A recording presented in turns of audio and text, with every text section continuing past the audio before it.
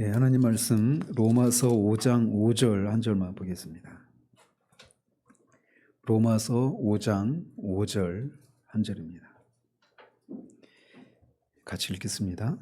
소망이 우리를 부끄럽게 하지 아니함은 우리에게 주신 성령으로 말미암아 하나님의 사랑이 우리 마음에 부은 바 됨이니.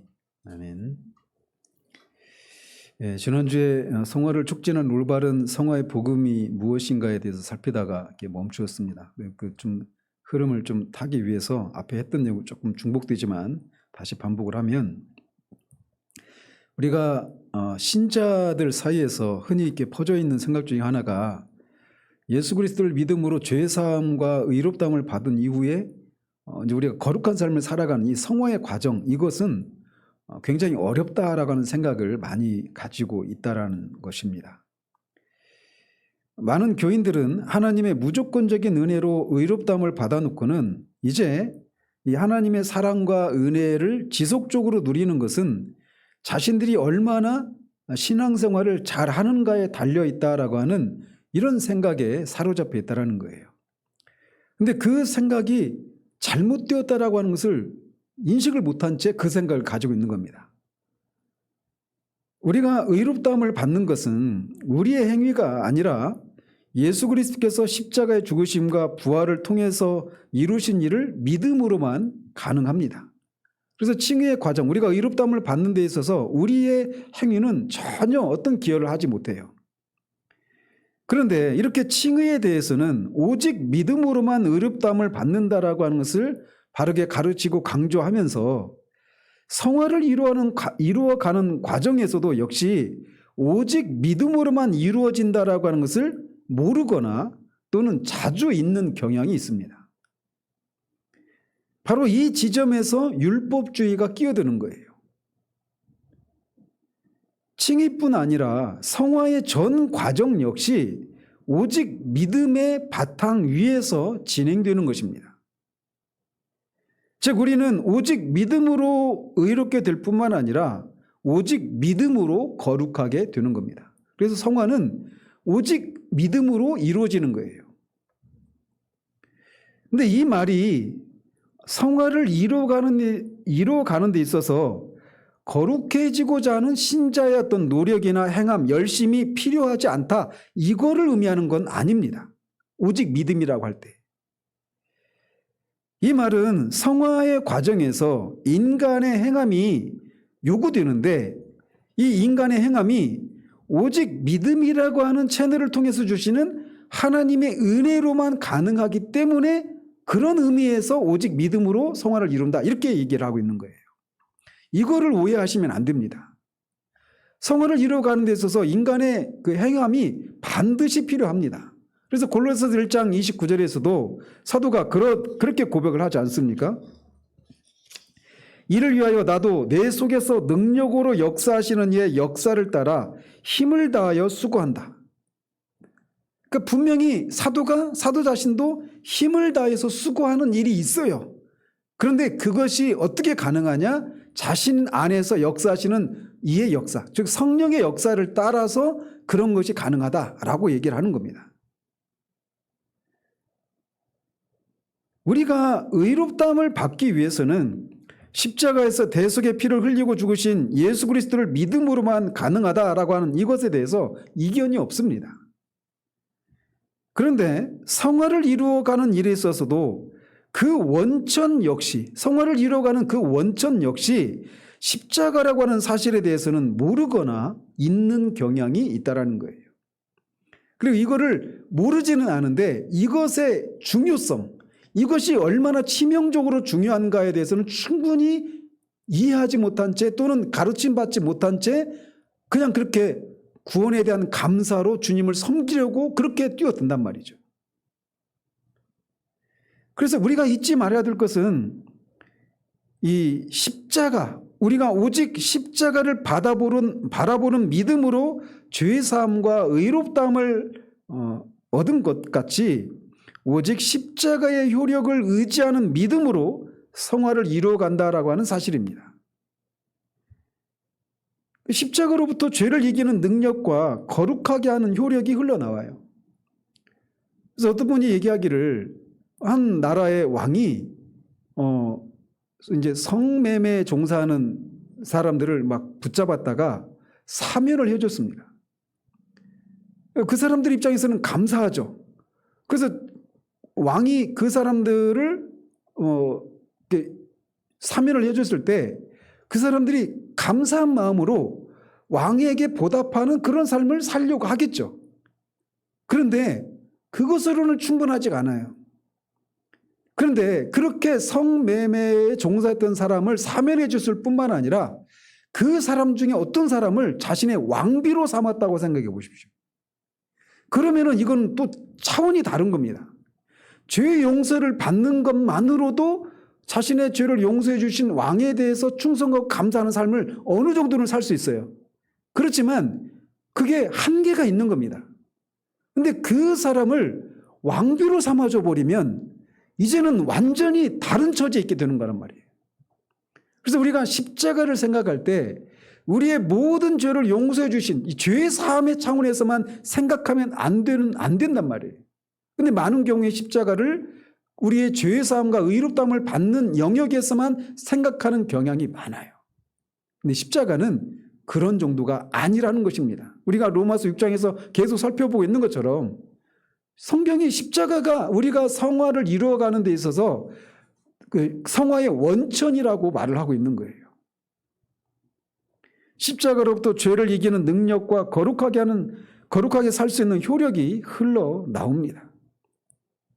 따라서 성화에 관한 설교 역시 칭의처럼 예수 그리스도와 그분의 십자가의 죽으심과 부활에 초점을 맞추어야 합니다. 그래서 예수 그리스도가 하신 일뿐만 아니라 그 일을 하신 예수 그리스도가 어떤 분이신지 그리고 그분이 하신 일이 무엇인가에 대해서 거기에 초점을 맞춰야 되는 거예요. 십자가의 죽으심과 부활에 초점을 맞추어서 성화를 얘기해야 된다는 겁니다. 왜냐하면 그것이 예수 그리스도가 성화의 근원이고 능력이자 목표이기 때문에 그렇습니다. 예수 그리스도는 성화의 근원입니다. 우리가 그리스도와 함께 십자가의 죽으심으로 말미암아 우리가 그와 함께 죽고 죄에 대해서 죽게 되었어요. 그리고 그와 함께 살았습니다. 그 결과 우리가 성화를 이룰 수 있는 위치에 있게 된 겁니다. 뿐만 아니라 그 십자가를 통해서 우리가 그와 함께 살고 그 그리스도께서 우리 안에 거하신단 말이에요. 생명으로 우리 안에 거하신단 말이에요. 그래서 우리가 그 성화를 이루어가는 데 있어서 예수 그리스도는 우리의 성화의 원천이기도 하다라는 능력이기도 하다라는 겁니다. 뿐만 아니라 예수 그리스도는 성화의 목표이기도 합니다. 성화를 이룬다라고 하는 것을 여러 가지로 표현하겠지만 예수 그리스도처럼 되는 거예요. 우리가 예수가 되는 건 아니지만 예수 그리스도처럼 되는 겁니다. 로마서 8장 29절에서 말하고 있는 것처럼 아들의 형상을 본받는 자가 되는 거예요. 에베소서 5장 26절에 있는 것처럼 점도 흠도 티도 주름 잡힌 것이 없는 그런 사람이 되는 거. 하나님의 형상을 새롭게 된 사람. 이게 성화의 목표란 말이에요. 근데 성화의 목표가 누구다? 예수 그리스도라는 거예요. 그래서 예수 그리스도는 성화의 원천이고 능력이고 목표입니다. 그래서 예수 그리스도께서 어떤 분이시고 그분이 십자가의 죽으심과 부활을 통해서 어떤 일이 이루어졌는지 그리고 그것이 우리와는 어떤 관계가 있는지에 대한 이 진리를 아는 일이 성화를 이루어가는 데 있어서 가장 먼저 요구되는 거라는 거죠. 예수의 십자가와 부활에서부터 신자가 죄에 대해서 단번에 죽고 새 생명 가운데 다시 살게 하는 효력이 나옵니다. 그래서 바울은 우리가 로마서 6장에서 살펴보고 있는 것처럼 우리가 예수의 죽음과 부활에 연합함으로 이미 죄에 대해서 죽고 새 생명 가운데 다시 살게 되었다라고 말을 합니다. 이 일은 우리가 예수 그리스도를 믿을 때 이루어진 사실이에요. 즉 우리가 예수를 믿을 때 우리는 신분적으로 의롭게 되었을 뿐만 아니라 죄의 지배에서 벗어나서 이미 거룩한 자가 되었다라고 성경은 우리에게 말해주고 있는 겁니다. 그래서 우리가 예수 그리스도를 믿을 때 즉각적으로 우리가 의롭게 되어지는 것처럼 성화 역시 우리가 예수 그리스도를 믿을 때 즉각적으로 결정적으로 이루어지는 거예요. 그래서 우리는 흔히 성화를 점진적으로 이루어가는 이 점진적인 성화라고 하는 개념만 가지고 있는데 성경은 이렇게 즉각적으로 이루어지는 성화에 대해서도 우리에게 말해주고 있어요. 이거를 결정적인 성화, 순간적인 성화 이렇게 얘기를 하는 겁니다. 그렇기 때문에 그렇게 문제가 많았던 고린도 교인들을 향해서 사도는 고린도에 있는 하나님의 교회 곧 그리스도 예수 안에서 거룩하여지고 이미 거룩하여진 존재라고 얘기하고 있어요. 거룩하여지고 성도라 부르심을 받은 자들 이렇게 말을 합니다. 그렇게 문제가 많은 사람들 안에 너희들 안에 성령께서 너희 안에 거하시는 것을 알지 못하느냐 이렇게 얘기합니다. 거룩한 게 뭐예요? 성전인 거룩한 하나님의 전이잖아요. 하나님의 집이잖아요. 거룩해지는 근거가 뭐예요? 거기에 하나님이 임재하셨기 때문에 거룩한 곳이 되는 겁니다. 근데 그렇게 문제 많은 고린도 교인들을 향해서 너희들 안에 성령이 계시다라고 하는 걸 알지 못하느냐? 이 얘기는 알고 있어야 되는 것을 당연한 것처럼 여기고 그것을 알지 못하는 것에 대해서 일종의 책망적으로 그렇게 얘기를 하는 거란 말이죠. 하나님께서 그리스도의 구속 사역을 통해서 우리 안에 근본적인 성화를 이런 결정적인 성화를 이루어 주셨기 때문에 그 바탕 위에서 우리가 점진적인 성화가 가능해지는 겁니다. 즉 너희가 이미 거룩한 자가 되었으니 거룩해져 가라 이렇게 얘기하고 있는 거예요. 그렇기 때문에 성화를 이루어가는 데 있어서 행함보다 선행되어야 할 것이 있다라면 그리스도의 십자가의 죽으심과 부활을 통해서 이루어진 사실들에 대한 믿음입니다. 성화를 이루어가는 일에 있어서 그 행하는 것보다도 먼저 요구되는 것이 그리스도의 십자가의 죽으심과 부활을 통해 이루어진 그 사실들에 대한 믿음, 이게 요구된단 말이에요. 그 진리가 우리를 거룩하게 하고 자유하게 하는 것입니다. 자, 그렇다면 실제적으로 우리의 매일의 삶 속에서 죄의 세력을 극복하고 옛사람의 이 욕심과 구습에서 우리가 어떻게 자유로울 수 있을까요? 그것은 우리가 구원받는 것, 즉 의롭다함을 받는 것과 똑같은 방법입니다. 어떤 방법이에요? 어떻게 이루어져요? 예수 그리스도를 전적으로 의존하는 믿음으로 우리가 구원받잖아요. 의롭다함을 받잖아요. 그런 것처럼 우리 옛성품, 즉 교만과 정욕에서도 그렇게 예수 그리스도를 전적으로 의존하는 믿음으로 이런 것들로부터 자유로울 수 있다는 것입니다. 그것은 십자가와 부활의 능력 이외에 다른 방법으로는 결코 죄를 죽일 수 없기 때문에 그렇습니다. 우리의 죄와 옛사람을 죽일 수 있는 것은 오직 예수 그리스도의 보혈의 권세와 부활의 능력밖에 없습니다. 그렇기 때문에 우리가 성화를 이루어가는 과정에서도 계속해서 예수를 바라봐야 되는 거예요.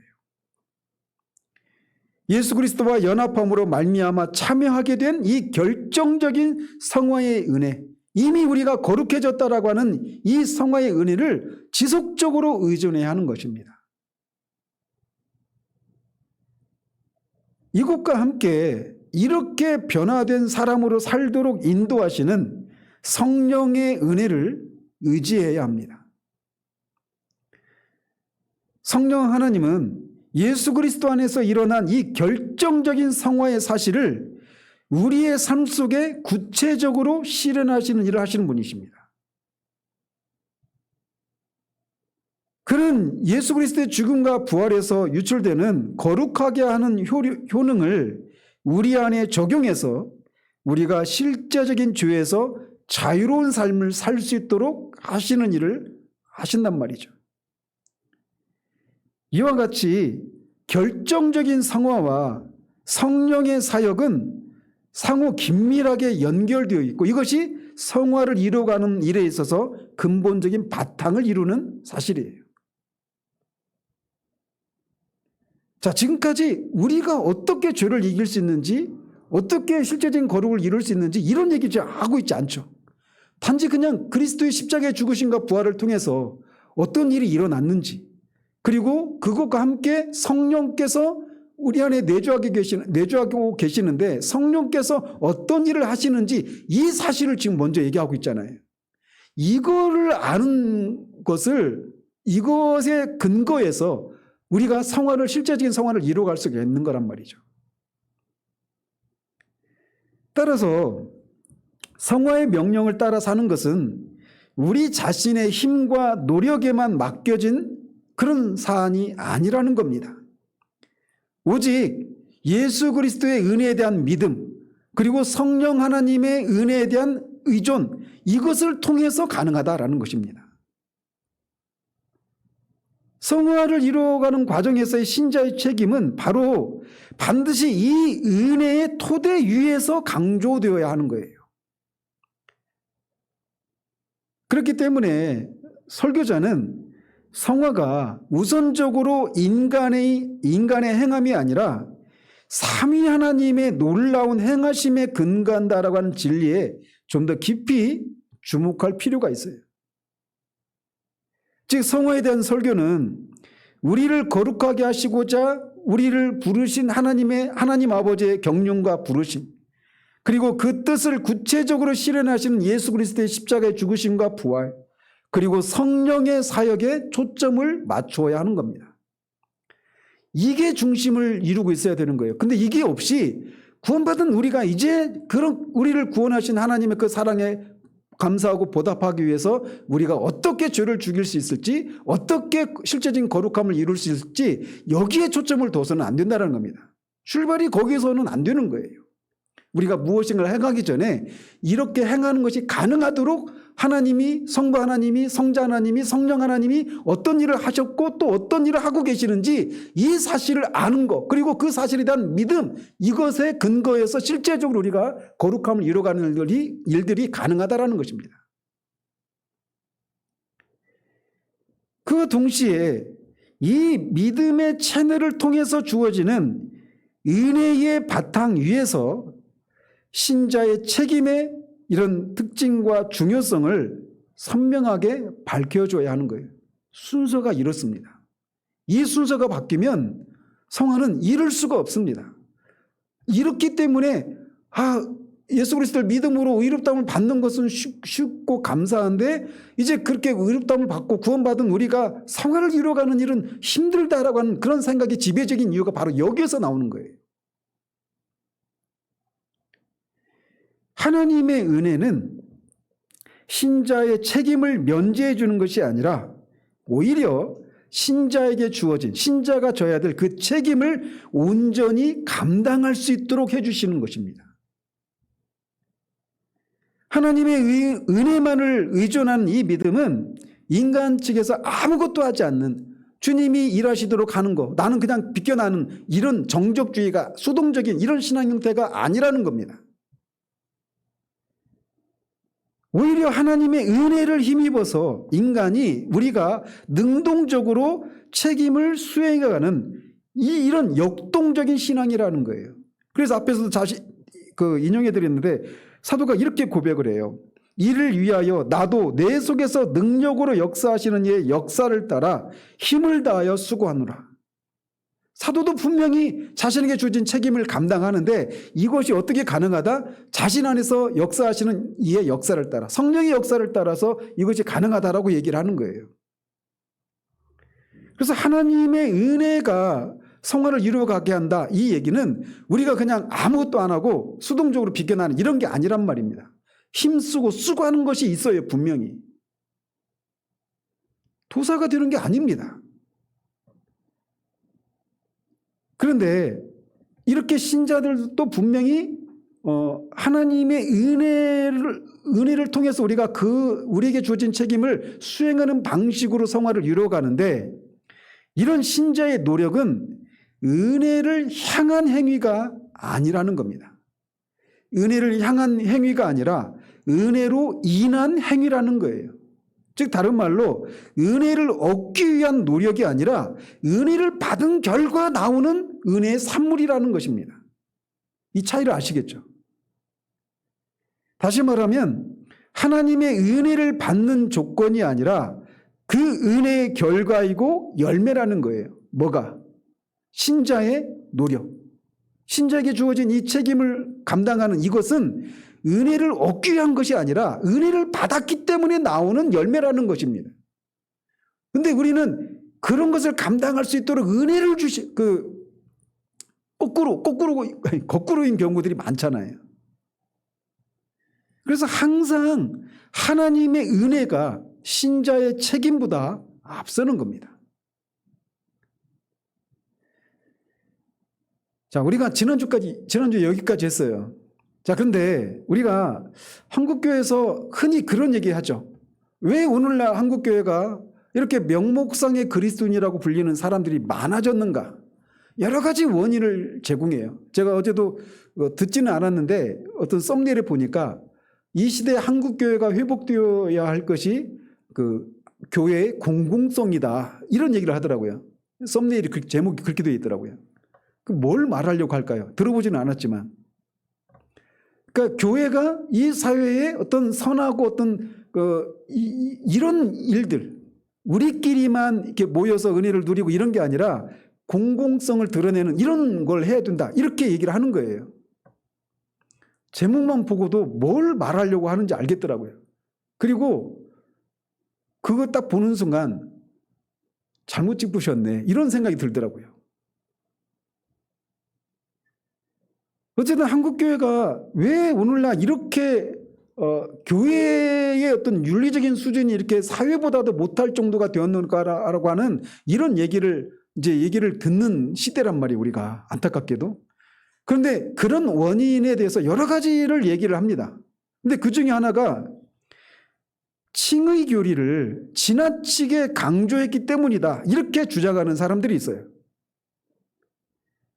그래서 여러분들 들어보신 분 계실지 모르겠는데 김세윤 교수님이라고 하는 분이 계셔요. 우리나라가 낳은 이 바울 신학의 세계적인 신학 박사입니다. 신학자예요.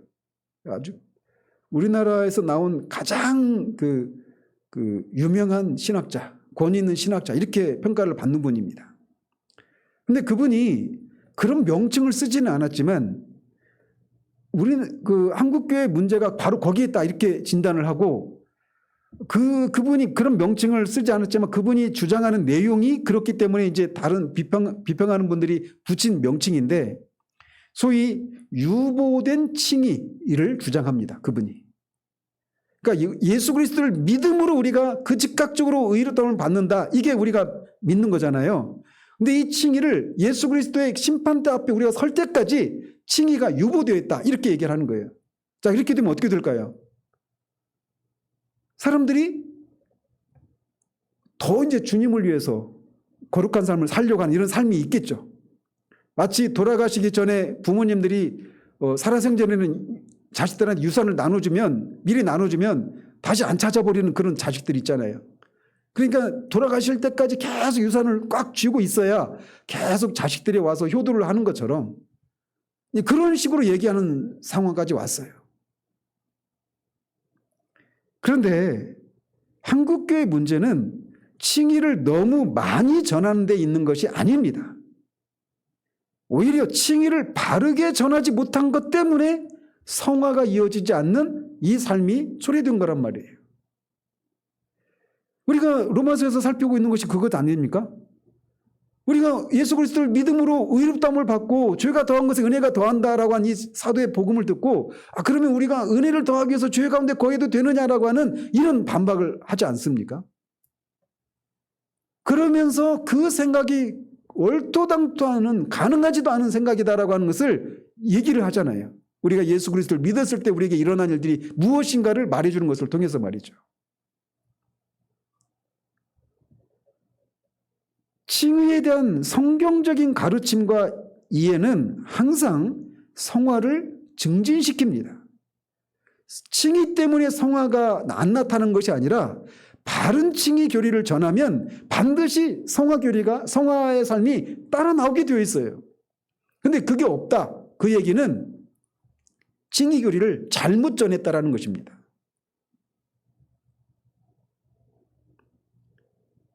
그것은 칭의가 성화의 바탕과 원동력을 제공하기 때문에 그렇습니다. 성화를 이루어가는 이 일은 오직 칭의의 바탕 위에서만 가능합니다. 성화가 진행되어 가면 이제 칭의와는 상관이 없어지는 것이 아니라 성화가 계속 진행되어지는 과정 내내 칭의라고 하는 이 바탕 위에서 성화가 진행되는 거란 말이에요. 그래서 신자가 아무리 높은 거룩함의 경지에 이르렀을지라도 칭의의 바탕을 떠나서는 한순간도 바르게 설 수가 없는 겁니다. 그래서 존 오웬이 칭의와 성화는 그 마차의 두 바퀴와 같다고 그랬잖아요. 항상 같이 가는 겁니다. 자, 이런 것을 생각해 보면 칭의는 우리가 예수 그리스도를 믿을 때 즉각적으로 주어지는 것이기도 하지만 어떤 면에서 보면 계속적인 그런 측면이 있죠. 근데 이 말을 이제 오해를 해서는 안 돼요. 즉 성화와 같이 칭의가 점진적으로 완전해진다 이런 의미는 아니라는 것입니다. 우리가 신자는 예수 그리스도를 믿을 때 즉각적으로 완전한 칭의의 은혜를 받습니다. 그래서 더 이상 의로워질 수 없는 그 의를 받아요. 그 의가 우리에 근거하지 않고 예수 그리스도의 의를 우리의 것으로 여겨주는 것이기 때문에 예수 그리스도의 그 의가 더 이상 커지거나 더 충만해지거나 이런 일은 없어요. 그렇기 때문에 우리가 예수 그리스도를 믿을 때 우리가 의롭게 되는 그 정도는 하늘에 있는 신자 바울과 같은 사람하고 지금 막 예수 그리스도를 믿어서 의롭게 된 사람하고 차이가 없습니다. 의롭다함을 받는 것에 있어서는. 그래서 라일 감독이 하늘에 있는 성도라 할지라도 지상에 있는 신자보다 더 많이 의롭게 되지 않았다 이렇게 얘기를 하는 거예요. 그렇지만 칭의는 구원의 문으로 진입하는 은혜만이 아니라 신자의 삶 전 과정을 힘차게 떠받치고 있는 영원한 은혜의 반석이다라고 할 수가 있어요. 그래서 신앙의 여정에서 칭의의 진리는 우리가 항상 불변하는 하나님의 무조건적인 사랑 안에 살고 있다라고 하는 것을 거듭 확인시켜주는 일을 합니다. 그래서 하나님의 사랑을 얻기 위해서 또 다시 회복하기 위해서 우리가 부단히 애쓰고 수고해야 하는 율법적인 강박에서 우리를 자유롭게 해줘요. 비록 우리가 죄 속에 빠져서 영적으로 침체되고 방황할지라도 우리를 향한 하나님의 무조건적인 사랑은 전혀 변함이 없습니다. 이 사실에 근거해서만 우리가 성화를 이루어갈 수 있는 거예요. 우리가 죄를 짓고 실패하면 우리를 향한 하나님의 시선이 싸늘해지고 우리를 향한 이 구원이 취소되거나 이런 게 아니라는 것입니다. 칭의는 우리에게 그걸 일깨워주는 거예요. 성화를 이루어가는 과정 내내 이 칭의가 그런 역할을 해주는 겁니다. 그렇기 때문에 하나님의 사랑을 배반한 죄값을 자신이 스스로 치르고 그것을 보상하려는 헛된 수고를 그치고 두 손 들고 나아가서 이 사랑을 다시 의지하면 하나님께서 우리를 받아주십니다. 그 죄가 가벼운 죄든 큰 죄든 상관하지 않고 이런 사실을 일깨워주는 칭의의 메시지는 우리를 타락에서 돌이키는 가장 효과적인 은혜의 방편입니다. 칭의는 신자가 영적인 침체에서 헤어나서 다시 회복할 수 있는 견고한 영적인 바탕을 제공해 줍니다. 또한 신자가 하나님의 사랑과 은혜 가운데서 다시 시작할 수 있는 소위 세컨드 찬스를 제2의 찬스를 끊임없이 부여합니다. 이 칭의는 이 칭의의 교리만큼 우리를 위로해 주는 게 없어요. 그래서 끊임없이 실패해도 다시금 일어나서 그 삶을 또다시 시작할 수 있는 그런 기회를 끊임없이 제공해 준단 말이죠. 제가 우리 카페에 올려놓은 그 찬양 가사, 찬양 중에 은혜를 주시고 또 주신다, 이런 제목의 찬양이 있어요. 그 가사가 막 제가 그때 막 이 유튜브 지금 자막 하는 것처럼 그때도 그 영상 다운 받아가지고 자막 입히고 제가 다 한 거예요. 막 일일이 막 번역하고 안 되는 영어 실력으로. 근데 거기에 이제 이런 가사가 있어요. 우리의 짐이 점점 더 무거워질 때 그분은 더 많은 은혜를 베푸시고, 우리의 수고가 점점 더 커져갈 때 그분은 더 큰 힘을 내려주시네. 고난이 더해지면 그분의 자비를 더해주시고, 시련이 배가할 때 그분은 평강을 몇 배로 주시네. 그분의 사랑은 한이 없고 그분의 은혜는 측량할 수 없으며 그분의 능력의 한계가 사람들에게 알려진 바가 없다네.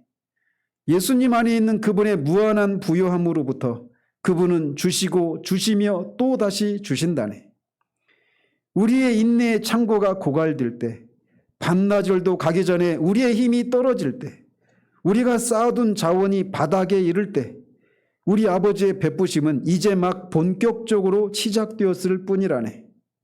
그분의 사랑은 한이 없고 그분의 은혜는 측량할 수 없으며 그분의 능력의 한계가 사람들에게 알려진 바가 없다네.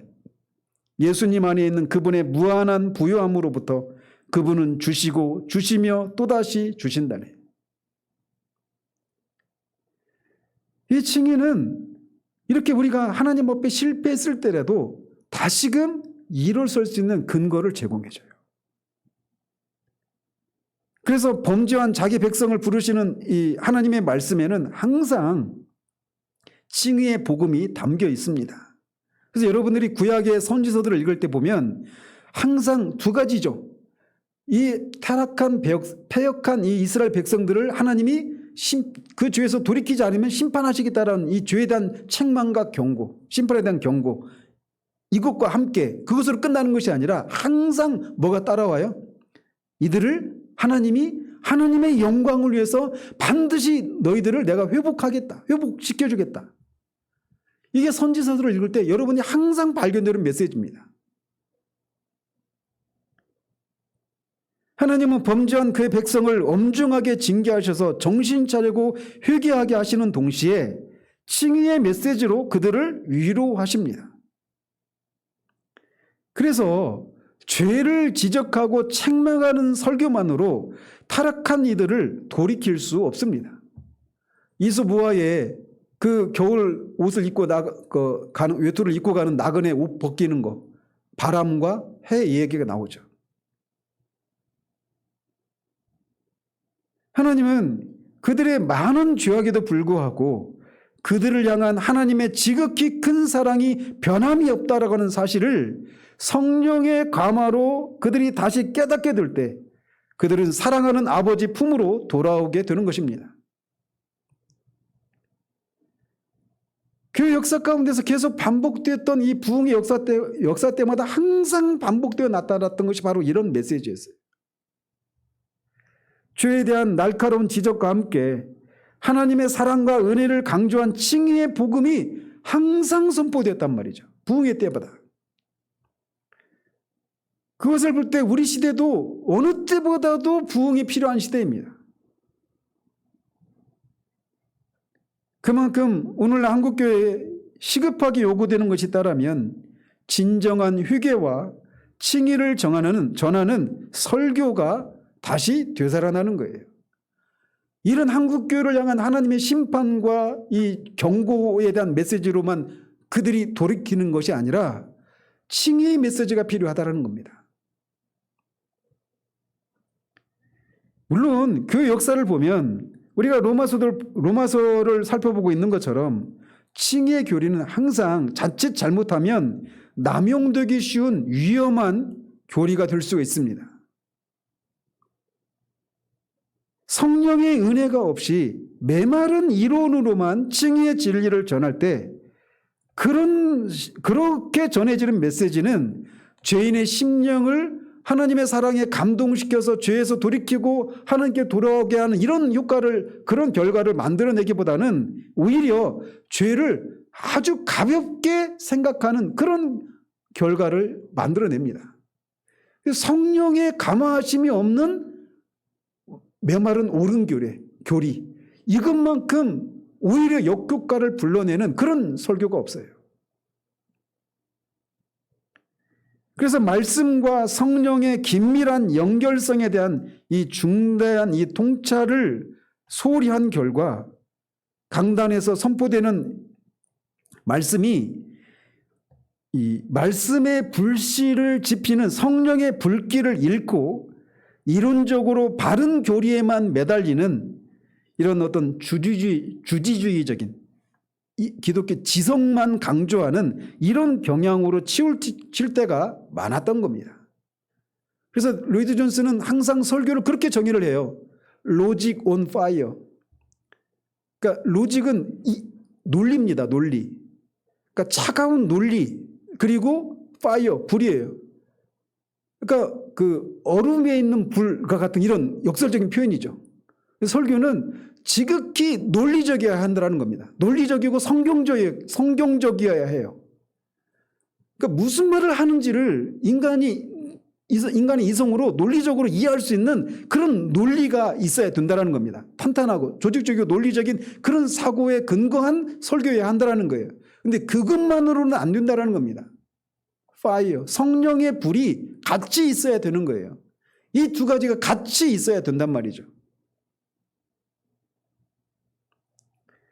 그런데 오늘날 한국교회 안에서 이것이 없이 어떤 그 성령의 그런 역사가 없는 메마른 그런 바른 교리를 전하는 그 결과 신자들이 분명히 하나님의 은혜에 대한 건전한 교리를 가지고 있지만 실제적으로 그 교리가 가리키고 있는 하나님의 은혜와 사랑의 부요함을 실제적으로 누리는 것에 있어서는 문의하는 사람들이 굉장히 많다라는 겁니다. 한번 여러분이 주변을 한번 돌아보십시오. 신앙생활 하는데 하나님의 사랑에 대한 감사와 이 감격으로 하나님을 위해서 살고 교회를 섬기고 지체들을 섬기는 이런 신앙생활 하는 사람들을 얼마나 많이 자주 만나십니까? 거의 없다 싶을 정도로 그렇게 이것이 없습니다. 그럼 하나님의 사랑에 대한 교리를 모르느냐? 알긴 알아요. 근데 그거를 실제적으로 누리고 그 하나님의 사랑을 더 알고 누리고 싶고 그걸 온전히 더 누리고 싶기 때문에 심지어 바울처럼 정말 내 육체의 장막을 벗고 주님과 함께 있기를 원하는 그런 모습은 정말 그런 사람들 찾아보기는 정말 더 어렵죠. 이 원인이 어디 있느냐? 바로 여기 있는 거예요.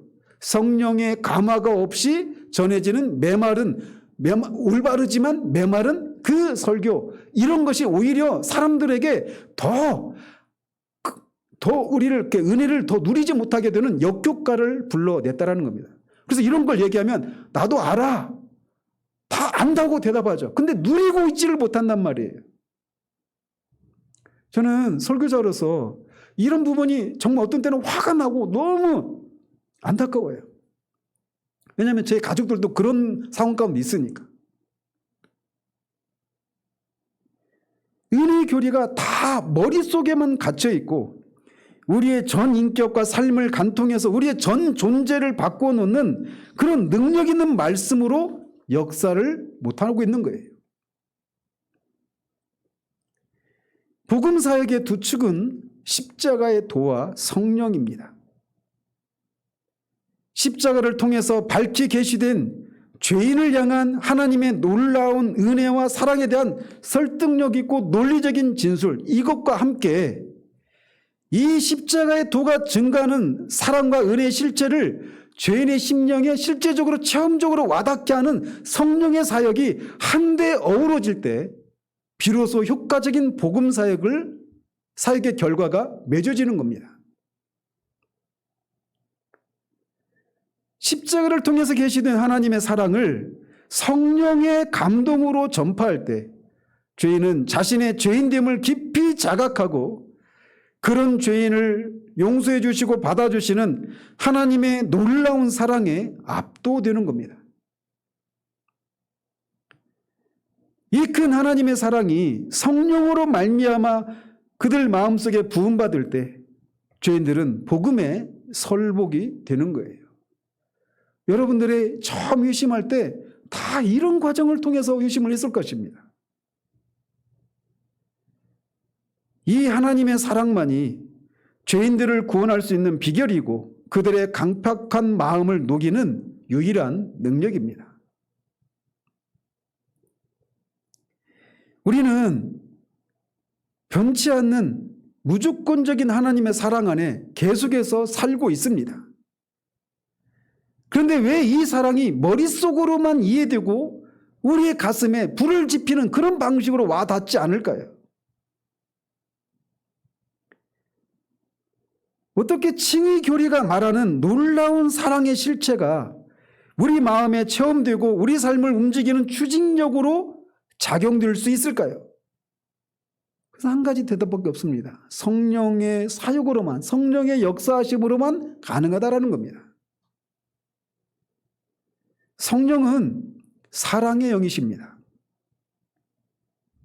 그래서 성령님은 하나님의 사랑을 우리 영혼 깊이 스며들게 해서 우리의 전 존재와 인격이 이 사랑에 흠뻑 젖어들게 합니다. 그래서 오늘 본문에서처럼 사도 바울은 성령으로 말미암아 하나님의 사랑이 우리 마음에 부은 바 되었다라고 말을 하는 겁니다. 성령 충만함을 받는다, 성령 충만해졌다라고 하는 것은 다른 말로 말하면 이 사랑의 영으로 충만해지는 것을 의미하는 거예요. 우리가 우리 마음이 두려움으로 가득하면 두려움이 우리를 사로잡고 지배하듯이 우리가 사랑의 영이신 성령으로 충만하면 하나님의 사랑에 사로잡히게 됩니다.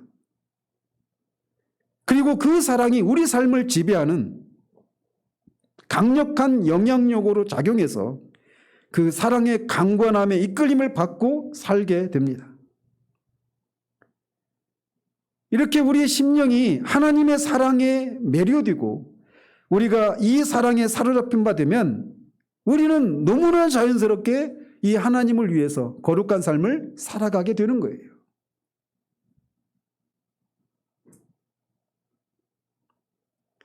간혹 하나님의 사랑을 전하는 설교보다 사람들의 죄책감과 두려움을 일으키는 방식으로 하나님께 복종하도록 독려하는 그런 윤리적인 설교가 더 효율적으로 보이기도 합니다. 목회 현실에서 보면 이게 먹혀요. 제가 여러분이 거기서 우리 교회 떠나면 여러분 얼마나 잘 사는지 보십시다. 이 한마디만 하잖아요. 이미 해버렸는데 여러분이 이곳에 사로잡히면요 함부로 못합니다. 사람이. 근데 그렇게 두려움을 불러일으켜서는 하나님이 원하시는 그런 거룩한 열매를 맺을 수가 없어요. 잠시는 교회에 그 사람을 붙들어 맬 수는 있겠죠. 물론 하나님은 우리의 삶 가운데서 때로는 우리가 두려움과 죄책감에 시달리게 하실 때도 있습니다. 그래야 하나님 앞에 내가 심판받아 마땅한 죄인이라는 것을 깨닫고 여기에서 벗어나고자 하는 이런 성령께서 주시는 하나님의 근심이라고 하는 게 있단 말이에요. 그렇지만 두려움과 의무감에 이끌리는 삶 속에서 하나님께서 원하시는 순종과 거룩함의 열매를 맺을 수 없습니다. 하나님의 사랑만큼 인간의 마음을 움직이는 강력한 힘이 없습니다. 이게 하나님의 사랑이 뭘 그렇게 해? 이렇게 생각하는 사람이 있다면 그 사람은 아직 하나님의 사랑이 무엇인지를 맛보지 못해서 그래요. 하나님의 사랑은 하나님의 사랑만큼 우리를 죄를 미워하고 거룩한 삶을 살아가도록 촉진하는데 더 이상 강력한 것이 없습니다. 하나님의 사랑만이 우리를 얽어매고 있는 율법주의의 사슬을 끊을 수 있는 강력이고 범죄를 불가능하게 하는 유일한 비결이고 우리를 죄책감과 두려움에서 해방해서 진정한 거룩함을 추구하게 하는 원동력입니다. 따라서 율법주의의 위험을 극복하는 가장 강력한 대책은 은혜의 교리와 성령 충만의 은혜를 잘 접목시킨 설교를 통해서 신자들이 하나님의 사랑의 강건함을 받는 삶을 살도록 인도하는 것입니다. 여기에서 성화가 이루어지는 거예요.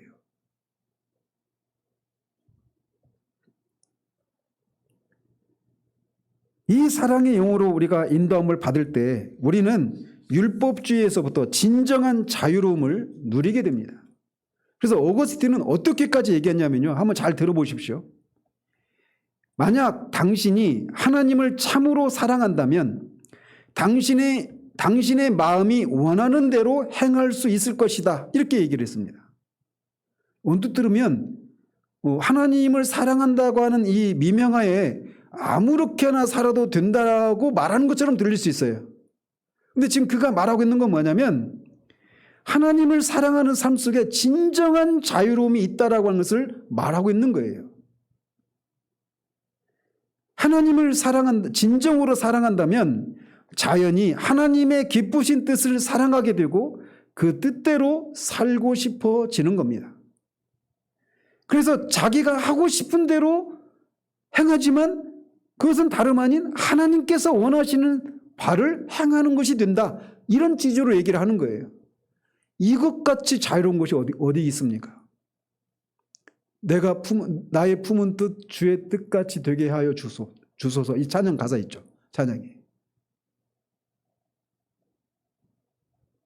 이런 의미에서 오스월드 챔버스는 우리가 믿음의 온전한 단계에 이르게 되면 우리 일상의 모든 평범한 선택과 결정들이 결국 우리를 향한 하나님의 기쁘신 뜻이 된다고 말을 했던 겁니다. 이 자유함이 소망이 되십니까? 우리는 끊임없이 이게 하나님의 뜻일까 아닐까 노심초사하잖아요. 전전긍긍하잖아요. 왜 그래요? 하나님의 뜻이 아닌 것을 선택할 것에 대한 두려움 때문에 그렇잖아요. 그리고 그것 때문에 하나님의 관계가 어떤 이상전선이 생기지는 않을까에 대한 두려움 때문에 그렇잖아요. 그런데 우리가 정말 하나님을 진정으로 사랑한다라면 내가 하고 싶은 것이 하나님의 뜻이 되는 그렇게 될 수도 있다라는 것입니다.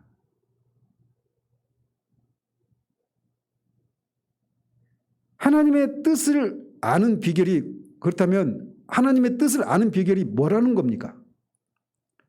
하나님을 사랑하는 마음, 즉 그리스도의 마음을 갖는 거예요. 우리가 하나님을 사랑하는 마음을 가지고 행하면 그게 하나님의 뜻이 될 수 있다는 겁니다. 신령한 자는 모든 것을 판단하나 자기는 아무에게도 판단을 받지 아니하느니라. 누가 주의 마음을 알아서 주를 가르치겠느냐? 그러나 우리가 그리스도의 마음을 가졌느니라.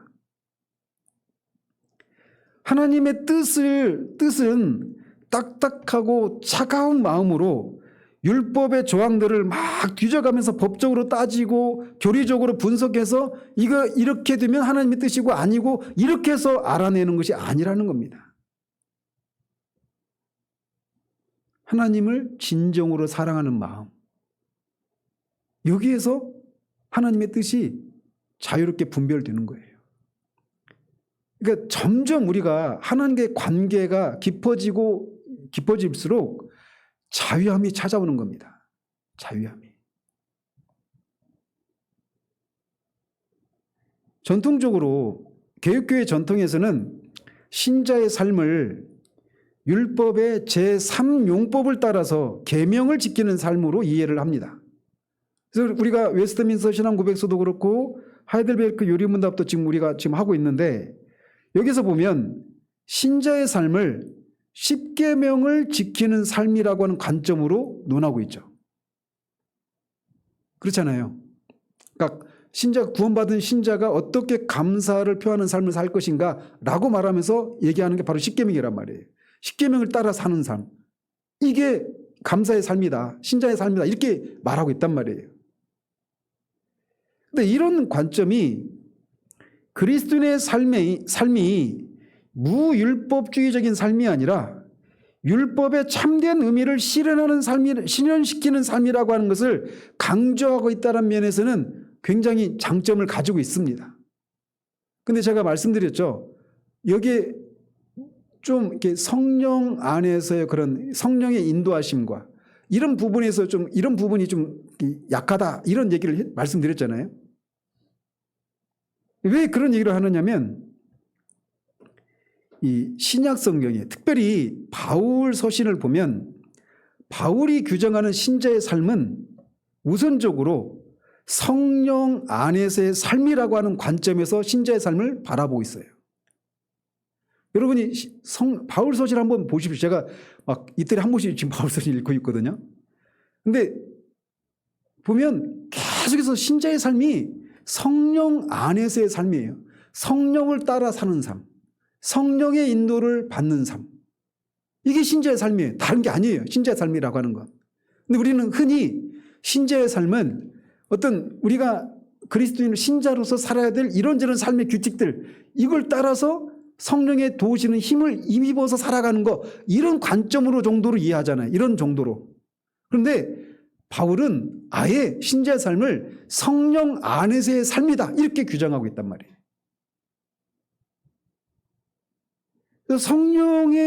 성령으로 인도함을 받는 이 삶은 외부적인 율례의 규칙에 얽매여 있는 삶이 아닙니다. 그래서 갈라디아서 5장 18절에 너희가 만일 성령의 인도하시는 바가 되면 율법 아래에 있지 아니하리라 이렇게 말합니다. 우리 나중에 이제 7장 8장 살피겠지만 우리는 그리스도인들은 율법에 대해서 죽었습니까? 죽지 않았습니까? 우리는 율법에 대해서 죽었습니다. 그럼 율법이 죽었습니까? 우리가 죽었습니까? 우리가 죽은 거예요. 그럼 율법이 우리에게 요구하는 것들은 여전히 유효할까요? 유효하지 않을까요? 여전히 유효합니다. 그 율법을 지켜야 돼요. 다만 율법을 지키느냐 지키지 못하느냐에 따라서 우리가 정죄를 받고 하나님의 사랑을 잃어버리고 이런 체제는 벗어났지만 여전히 우리는 율법이 요구하는 것을 따라 살아야 된단 말이에요. 근데 이거를 우리가 살 수 있어요? 없어요? 살 수 없습니다. 그래서 율법의 요구를 우리가 이루는 삶을 살아가는 거 이게 신자의 삶이에요. 율법의 요구가 뭡니까? 사랑이에요. 사랑. 하나님 사랑, 이웃 사랑. 10계명이 10가지 계명이 있고 신약의 서신에 나오는 수많은 각종의 그런 명령들 있잖아요. 그 수많은 명령은 10계명을 확대 해석한 것에 불과합니다. 그래서 결국 율법이 우리에게 요구하는 것은 하나님을 우리의 전 존재를 다해서 사랑해라. 우리 이웃을 우리 자신을 사랑하는 것처럼 그렇게 사랑하라. 남편이 아내를 사랑하고 아내가 남편을 존경하고 다 똑같아요. 서로 겸손하게 봉사하고 수많은 신약에 나오는 수많은 계명들은 다 이 율법의 하나님의 사랑, 이웃 사랑 이걸로 다 요약할 수 있단 말이에요. 자, 그런데 이렇게 신자의 삶은 성령 안의 삶인데 우리는 율법 아래 있지 않아요. 근데 율법 아래 있지 않은데 우리가 순간적으로 율법적인 방식으로 우리의 삶을 살아가려고 한단 말이에요. 버럭 화를 내는 게 죄입니까? 죄가 아닙니까? 근데 우리는 이게 죄라고 말하기까지는 아닐지 몰라도 뭔가 이렇게 하나님이 기뻐하시지 않는다라고 하는 생각은 동의되죠.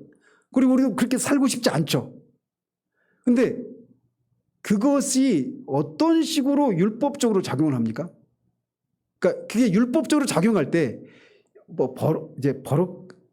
버럭만 얘기해서 누구를 제가 생각하고 이렇게 말하는 게 아니에요. 제가 그냥 나온 김에 그냥 나온 겁니다.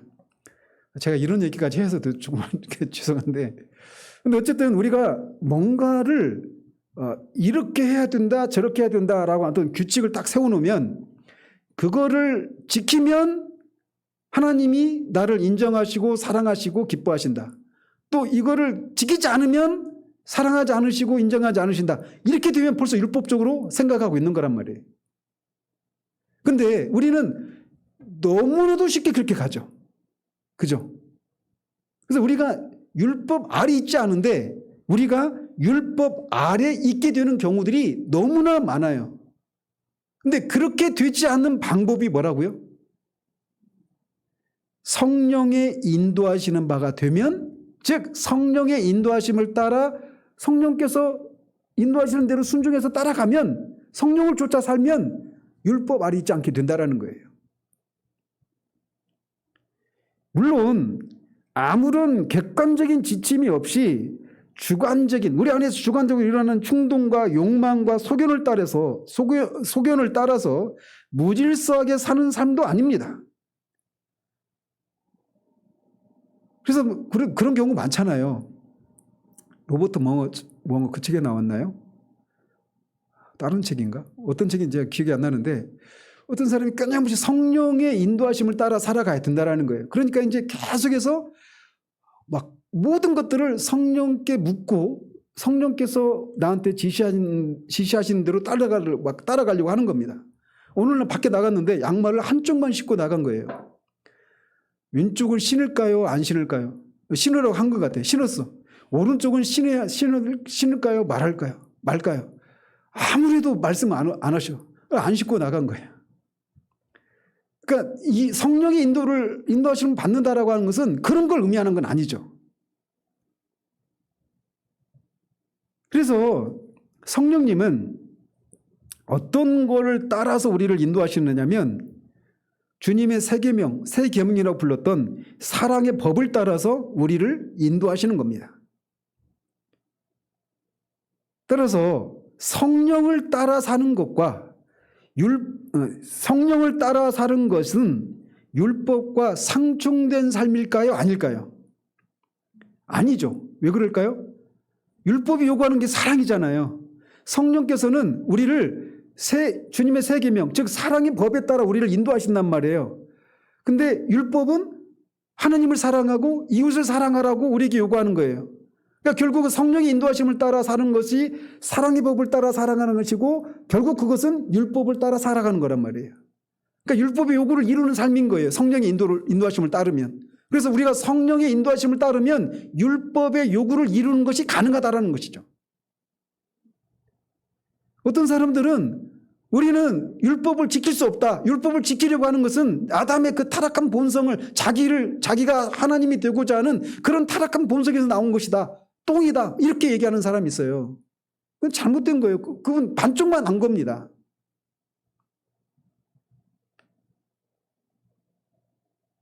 성령을 따라 살 때 자연스럽게 어떤 열매가 맺힐까요? 성령의 열매가 맺히게 돼 있어요. 그리고 그것이 뭐냐면 율법이 우리에게 요구하는 거예요. 즉 사랑을 구체적으로 실현하는 삶이 성령을 따라 사는 삶이에요. 그래서 바울 사도는 육신을 좇지 않고 그 영을 쫓아 행하는 우리에게 율법의 요구를 이루어지게 하려 하심이니라 라고 로마서 8장 4절에서 얘기하고 있는 겁니다. 앞에서도 말씀드린 것처럼 하나님은 우리를 율법에서 해방시키셨어요. 육신으로는 율법을 지킬 수 없으니까 늘 우리는 죄의 정죄를 받을 수밖에 없어요. 그런 동안에는 우리가 죄의 집에서 벗어날 수가 없죠. 그러니까 율법을 폐해버리신 겁니다. 십자가에서 못 박으신 거예요. 그래서 우리를 율법에서 자유하게 하고 죄의 집에서 벗어나게 하신 것입니다. 그럼에도 불구하고 그런 방식으로 우리가 율법 아래 있지 않게 되었어요. 그러나 우리를 향한 율법의 요구는 여전히 유효하다라는 겁니다. 근데 그 율법의 요구, 육신의 연약함을 따라서는 이루어드릴 수 없었던 율법의 요구를 이제 우리가 영을 쫓아 행하면, 성령을 따라 행하면, 성령의 인도하심을 따르면 율법의 요구를 이룰 수 있다라는 것입니다.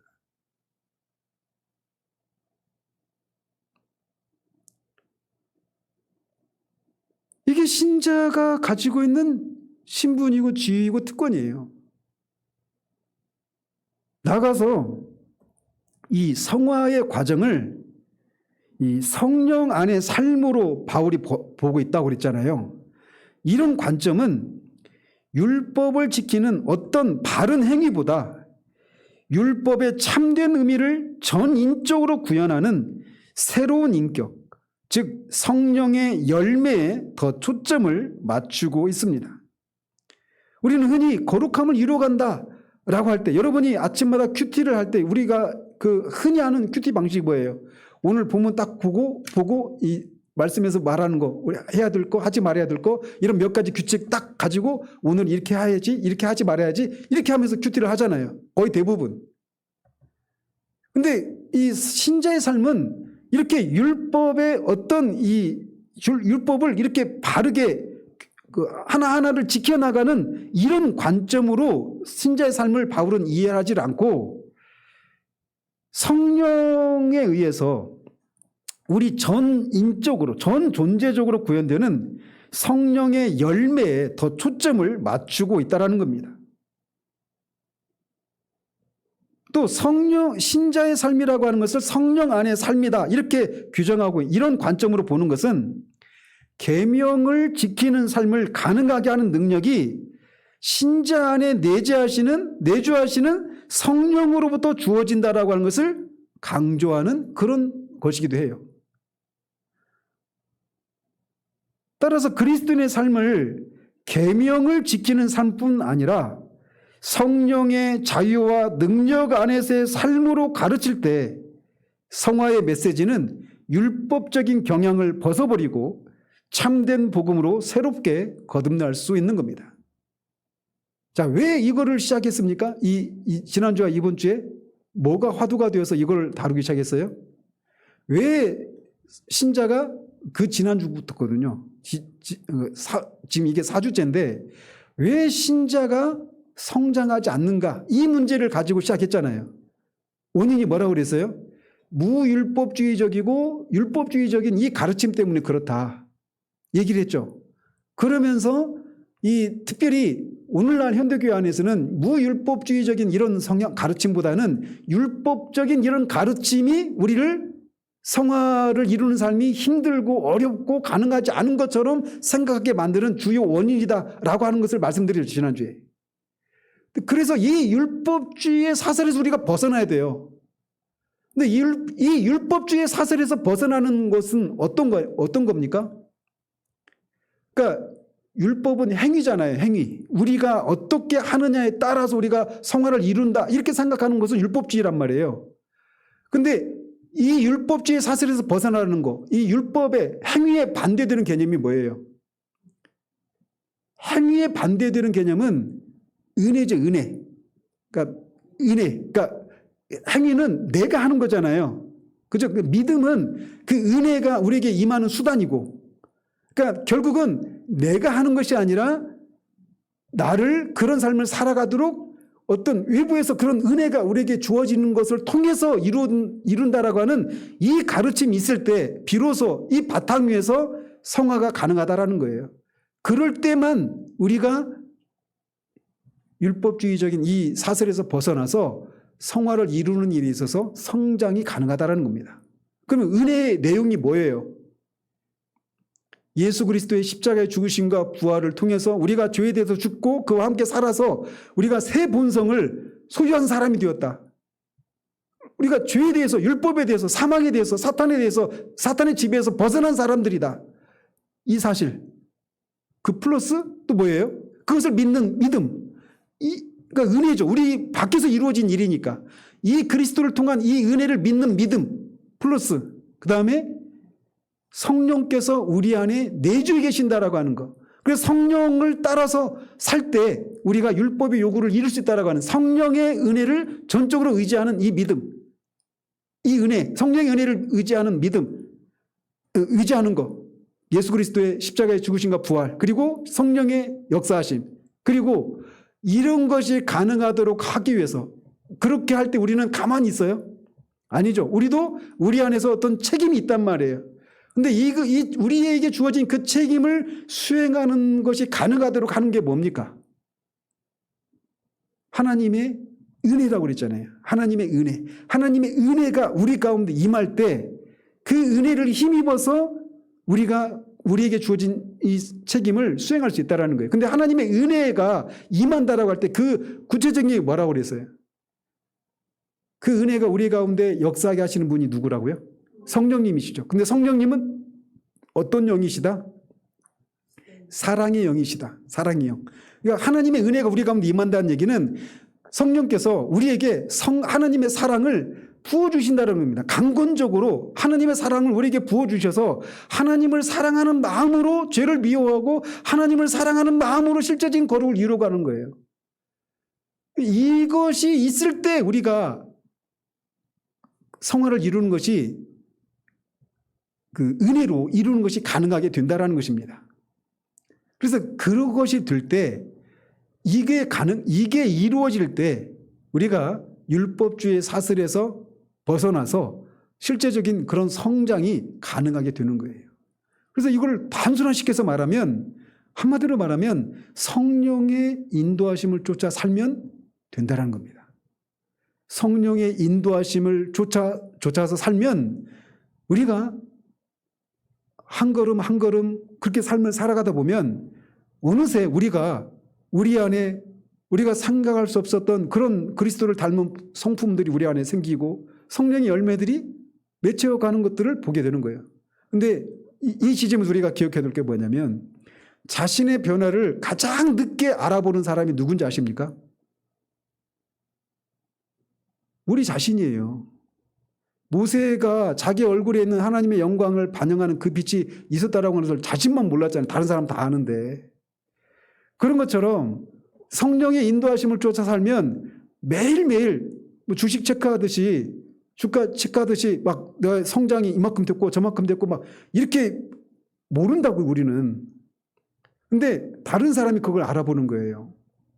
그래서 우리의 변화를 가장 늦게 알아보는 사람은 다른 사람이에요. 우리가 아니라. 그래서 제가 말씀드리고 싶은 건 뭐냐면 우리가 성화를 이루어가는 데 있어서 이니셔티브, 이 주도권을 누가 쥐고 계셔요? 성령께서 쥐고 계시는 거예요. 그러니까 성령의 인도하심을 쫓아서 하루하루 삶을 살아가는 겁니다. 이 성화라고 말하니까 마치 어떤 우리의 실제 생활과는 좀 동떨어져 있는 것처럼 우리가 생각하기 쉬운 신학적인 용어라 그렇게 생각하기 쉬운데 신자의 삶은 그냥 말 그대로 삶입니다. 삶. 여러분이 서신서를 읽어보십시오. 그들이 직장에서, 가정에서, 남편과 아내, 부모, 자식 간에 그냥 우리가 일상의 삶을 살아가는 가정 가운데서 어떻게 살아가야 되는지를 얘기해 주는 거예요. 그 모든 삶의 자리 가운데서 어떻게 살면 된다? 성령의 인도하심을 쫓아 살면 되는 거예요. 거기 하나하나 순종해 나갈 때 그냥 우리가 이 성령의 열매를 많이 맺어야지 막 이렇게 다짐할 것도 아닙니다. 그냥 성령께서 우리에게 주시는 그 마음을 쫓아서 순종해서 살면 어느새 우리가 그렇게 변화된 사람으로 되어져 가는 거예요. 그러니까 우리가 변화가 더디 일어나고 이런 것들에 대해서도 우리가 너무나 많은 조바심을 갖는다. 이것도 우리가 성화에 있어서 주도권을 성령께서 쥐고 계시다라고 하는 것을 우리가 망각한 데서 오는 것일 수 있다는 거예요. 그래서 이 성화의 복음이 바르게 가르쳐질 때 우리는 참된 성화, 이게 가능해지게 된다는 겁니다. 여러분이 한번 서신서를 한번 차분히 한번 읽어보십시오. 한마디로 말씀드리면 성령의 인도하심을 듣는 삶이에요. 그럴 때 그들이 어떤 삶을 살아냈는지 우리하고 비교될 수 없는 그 척박하고 환난과 고난이 있는 삶 가운데서 그들이 그 환경에 영향을 받지 않고 오히려 그런 속에서 기뻐하고 고난이 오라, 사망이 오라 이렇게 외치면서 살 수 있었던 것이 그 인간의 생리적인 능력과 힘으로는 가능하지 않고 오직 성령의 역사하심을 통해서 그런 것이 가능했다라는 것입니다. 그런데 그것을 할 때 억지로 하는 것이 아니라 하나님의 사랑에 강권하신 바가 되어서 자원함으로 기쁨으로 그렇게 할 수 있었다라는 거예요. 이게 예수 그리스도를 믿는 모든 신자들에게 열려져 있는 가능성입니다. 이 삶을 우리가 살아낼 수 있기를 바라요. 기도하겠습니다. 하나님 아버지, 성화를 촉진하는 참된 성화의 복음이 무엇인가에 대해서 2주에 걸쳐서 살펴보았습니다. 정말 주마 간성격으로 살펴보았지만 하나님 우리가 마땅히 깨닫고 붙들어야 될 진리를 우리에게 선명히 보여주셔서 정말 그 성화를 이루어가는 유일한 방법인 가장 단순하게 얘기해서 성령을 따라 사는 삶, 성령을 쫓아 살 때 우리가 몸의 행실을 죽이고 율법이 요구로 하시는 것을 이루어 드릴 수 있다라고 하는 이 진리를 우리가 알고 실제로 성령께서 가르쳐 주셔서 정말 이것을 실제적으로 실천적으로 경험하고 맛보며 살아가는 우리들 될 수 있도록 도와주시기를 원합니다. 하나님, 우리가 비록 적은 수가 모여 있는 교회이지만 우리가 여기 있는 모든 사람들이 다 이렇게 성령의 인도하심에 순종하며 그렇게 살아가게 된다면 우리가 얼마나 놀라운 삶의 열매들을 주님을 위해서 맺을까요? 하나님, 그런 삶을 우리가 다 살아내기를 소망하고 또 그것을 알기를 성령께서 가르쳐 주시기를 우리가 구하며 그렇게 나아갈 수 있도록 하나님 도와주시옵소서. 그래서 정말 성경에서 예수 그리스도를 믿는 사람들에게서 보여졌던 그 어떤 환경 가운데서도 그 환경이 그들을 지배하는 것이 아니라 오히려 그 환경 속에서 그것들을 지배하는 그런 삶을 살았던 그 삶을 우리 모두 살아낼 수 있도록 도우시기를 원합니다. 예수 그리스도 이름으로 기도합니다. 아멘.